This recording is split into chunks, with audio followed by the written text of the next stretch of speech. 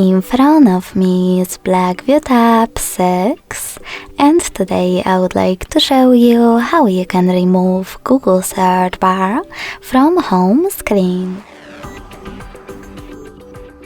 First of all, you need to hold your search bar and wait for the remove option to show. When it does, you need to drag your search bar to remove section at the top,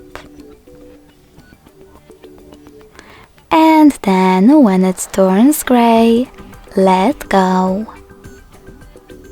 As you can see, after that my search bar was successfully removed. Thanks so much for watching. If you enjoyed this video, don't forget to leave a like, comment and subscribe. Bye!